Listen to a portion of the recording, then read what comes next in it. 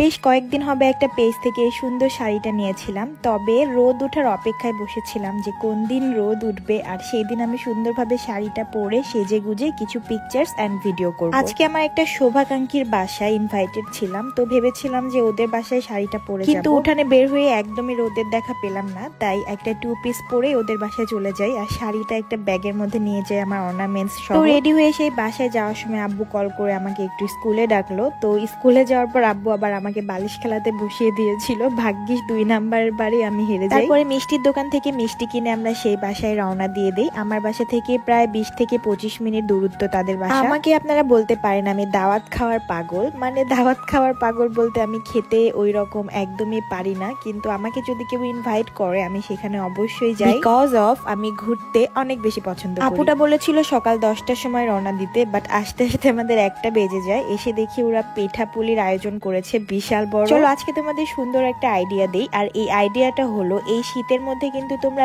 বেশ কয়েকদিন পর পরে মুসলমানের বা বিয়ের দাওয়াত খাও। তো দাওয়াত খেতে গিয়ে কিন্তু তোমাদের কোনো না কোনো প্রেজেন্টেশন নিয়ে যেতে হয় বা কোনো গিফট নিয়ে যেতে হয়। তো তোমরা কিন্তু যে কোনো কেউ যে কোনো অনুষ্ঠানে এই সুন্দর কমফোর্টার সেটগুলো গিফট করতে পারো।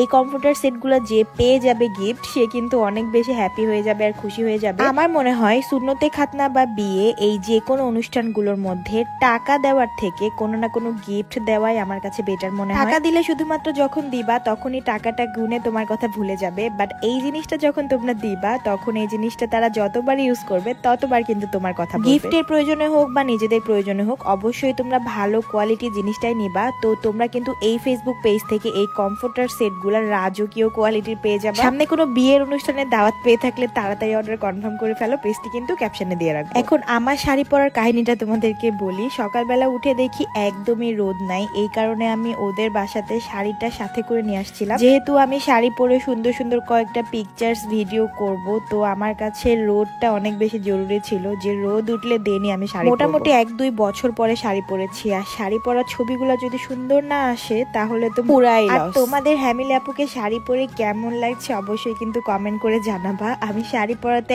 একদমই কমফোর্টেবল না, কিছুতেই হাঁটতে পারতেছিলাম না, মানে আমি যে কিভাবে হেঁটেছি সেটা শুধু আমি জানি। আমাকে দেখে আমার সামনে পিছনে যে কতগুলা পিচ্চি পোলাপান চলে আসছে, সবাই বলতেছে আপু তোমার চুল এত বড়। আমি প্রায় 5-6 ইঞ্চির মতো চুল কেটে ফেলছি, তারপরেও নাকি আমার চুল এত বড়। ভিডিওতেও তোমরা যারা কমেন্ট করো আপু তোমাদের চুলের রহস্যের কারণ কি, তাদের জন্য বলবো আমি আমাদের হেয়ার প্রোডাক্ট। আর আমার সামনাসামনি যারা আমাকে বলে আপু তোমরা চুলে কি ব্যবহার করো, তাদেরকেও বলি আমাদের প্রোডাক্ট। আর আমাদের কাস্টমাররাও যখন আমাদের প্রোডাক্ট ব্যবহার করে বলে তারা যে তাদের নাকি খুবই ফেভারিট প্রোডাক্ট হয়ে গেছে আমাদের প্রোডাক্ট, তখন কিন্তু খুবই বেশি শান্তি লাগে। তোমরাও যারা আমার মতো চুল সিল্কি বানাতে চাও, একটা চুলের সাথে আরেকটা চুল একদম লেগে যাবে না, একদম ঝরঝরা হয়ে থাকবে চুল সবসময়, চুল খুব তাড়াতাড়ি বাড়বে, চুল ঘন হবে, মজবুত হবে, তারা কিন্তু আমাদের প্রোডাক্টটা ব্যবহার করতে পারো। আমি আমার প্রোডাক্টের পেজ কিন্তু ক্যাপশনে দিয়ে রাখবো। যাই হোক, ভাগ্যের কি দশা দেখো, যখন শাড়ি পরে রেডি হচ্ছিলাম তখন রোদ উঠেছিল, বাট এখন আবার সরিষা খেতে আসতে না আসতেই রোদ চলে গেছে। কি আর করার, ভাগ্যে যা থাকবে সেটা মেনে নিতেই হবে। ভাগ্যের উপর ভর করেই আমাদের জীবন চলে, কখনো কারোর জন্য জীবন থেমে থাকে না, কোনো পরিস্থিতির জন্য কিন্তু জীবন থেমে থাকে না। তো রোদ না উঠলেও কিন্তু আমার ছবি তোলা ভিডিও করা থেমে থাকেনি। আর আমি যে এত সুন্দর একটা শাড়ি পরেছি, এখন এই শাড়ি পরে পিকচার ভিডিও করার পরেই যদি ভিডিওটা শেষ করে দেই আর তোমাদেরকে না বলি যে আমি এই সুন্দর শাড়িটা কোথা থেকে নিয়েছি, তাহলে তোমাদের কেমন লাগবে বলো তো। আমি এই সুন্দর শাড়িটা নিয়েছিলাম কিন্তু এই ফেসবুক পেজ থেকে। শাড়িটা ভীষণ ভীষণ ভীষণ সুন্দর। এই শাড়িটা পরে কিন্তু তোমরা যে কোনো ব্রাইডও সাজতে পারবা, মানে সুন্দর একটা হোয়াইট কালার বউনা দিয়ে গর্জিয়াস ভাবে সেজে গর্জিয়াস গহনা টহনা পরে কিন্তু বিয়েও করা যাবে। তারপর আমরা সবাই মিলে ছোট্ট একটা মেলাতে ঘুরলাম, মেলাতে ঘোরাফেরা শেষ করে বাসায় চলে যাই। আজকের ভিডিওটা কিন্তু এই পর্যন্তই শেষ। সবাই ভালো থাকবেন, সুস্থ থাকবেন, আল্লাহ হাফেজ।